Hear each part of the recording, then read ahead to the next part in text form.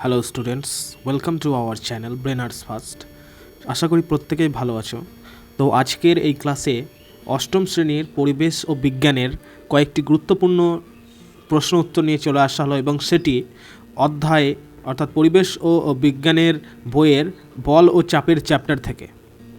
বল ও চাপের অধ্যায় থেকে কিছু গুরুত্বপূর্ণ প্রশ্ন তোমাদের সামনে নিয়ে চলে আসা হয়েছে। তোমরা খুব চটপট খুব শীঘ্র দেখে নাও কী প্রশ্ন ফার্স্ট ইউনিট পরীক্ষা অর্থাৎ প্রথম পরীক্ষায় ইম্পর্ট্যান্ট হতে চলেছে। তো চলো আর বেশি দেরি না করে সোজাসুজি চলে যায় প্রশ্ন উত্তর পর্বে। তো এখানে দেখো তোমরা অনস্ক্রিন যে দেখতে পাচ্ছ যে সঠিক উত্তরটি নির্বাচন করো, অর্থাৎ 4টে করে অপশান রয়েছে। তো যেটা ঠিক হবে সেটা টিক দিতে হবে বা লিখতে হবে। তো প্রথম প্রশ্ন দেখো আছে যে মহাকর্ষ বলের মান কি।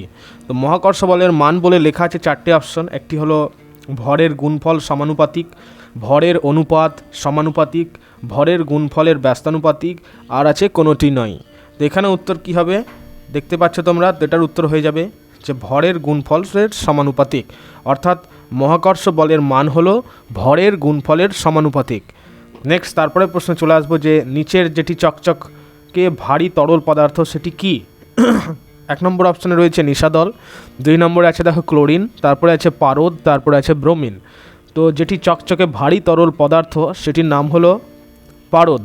পারদ হলো একটি চকচকে ভারী তরল পদার্থ। এই প্রশ্নটা খুবই ইম্পর্ট্যান্ট প্রশ্ন, তোমরা কিন্তু খুব ভালো করে মনে রাখবে যে চকচকে ভারী তরল পদার্থ হলো পারদ। নেক্সট তারপরে প্রশ্ন দেখো যে কোনো নির্দিষ্ট গলনাঙ্ক বা হিমাঙ্ক থাকে না এমন একটি পদার্থের নাম কি। তো এখানে কী রয়েছে দেখে নিই। ঢালাই লোহা আছে, বরফ আছে, মোম, মার্কারি। ভালো করে আরেকবার পড়ে নাও, তাহলে উত্তরটা তোমরা পেয়ে যাবে যে কোনো নির্দিষ্ট গলনাঙ্ক বা হিমাঙ্ক থাকে না এমন একটি পদার্থের নাম হলো কি, মোম। মোম হলো এমন একটি পদার্থ যা কোনো নির্দিষ্ট গলনাঙ্ক বা হিমাঙ্ক থাকে না। আশা করি তোমাদের কাছে ক্লিয়ার হয়ে গেছে।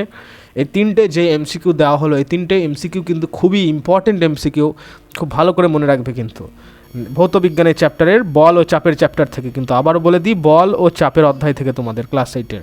তো নেক্সট তারপরে দেখো সংক্ষিপ্ত প্রশ্ন মান 1। প্রশ্নটা কি আছে দেখে নাও যে একটি পশম ও এবনাইট দণ্ড দিয়ে পরস্পরকে যদি ঘষা হয় বা পরস্পরকে ঘষলে কি জাতীয় তড়িতের সৃষ্টি হয়। তো এখানে উত্তরটা দেখে নিই। এটার উত্তর হবে যে স্থির তড়িতের সৃষ্টি হয়, অর্থাৎ একটি পশম এবং এবনাইট দণ্ড দিয়ে পরস্পরকে ঘষলে স্থির তড়িতের সৃষ্টি হয়। নেক্সট তারপরে প্রশ্ন দেখো যে একটি ভাসমান বস্তু ওজনহীন কেন হয় ব্যাখ্যা করো।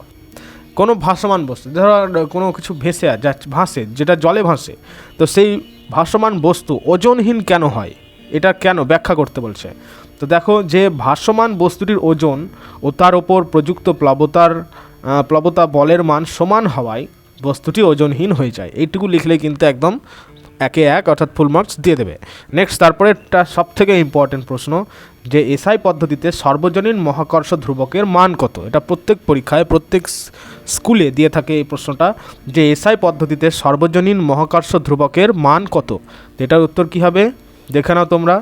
এখানে উত্তরটা ধ্রুবকের মান লেখা আছে 6.67/11 আর nm²/kg²। এটা কিন্তু খুব ভালো করে মনে রেখে দেবে সূত্রটা। নেক্সট তারপরে আছে দেখো যে তরল হাইড্রোজেনের একটি ব্যবহার লেখো। তো তরল হাইড্রোজেনের ব্যবহার লিখলে এই প্রশ্নটার উত্তর হলো এটা যে তরল হাইড্রোজেন রকেটের জ্বালানি রূপে ব্যবহৃত হয়, অর্থাৎ তরল হাইড্রোজেনকে রকেটে ব্যবহার করা হয় জ্বালানি রূপে।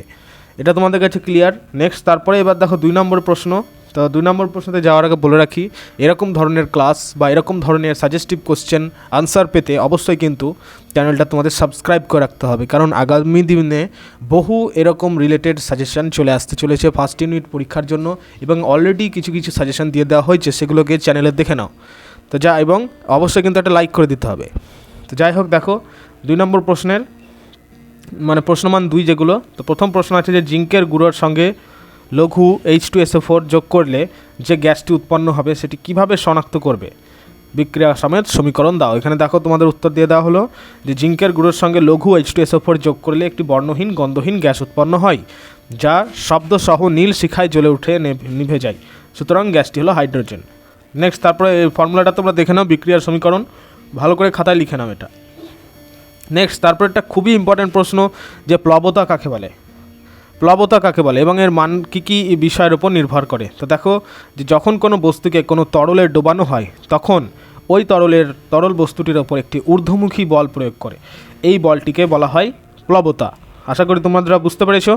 তো প্লবতার মান অপসারিত তরলের আয়তন, তরলের ঘনত্ব এবং অভিকর্ষজ ত্বরণের ওপর নির্ভর করে। তো এই ছিল আজকের। তো এখানে তোমাদের বলে দেওয়া হলো এবং এই যে অতিরিক্ত যে প্রশ্ন এগুলো কিন্তু আগামী ভিডিওতে চলে আসছে। তো তোমাদের বলে রাখি অবশ্যই কিন্তু চ্যানেলটি সাবস্ক্রাইব করে রাখো, কারণ এই সায়েন্সের ওপর যে সাজেস্টিভ প্রশ্নগুলো সেগুলো কিন্তু নেক্সট ভিডিওতে তোমরা পেয়ে যাবে আরও।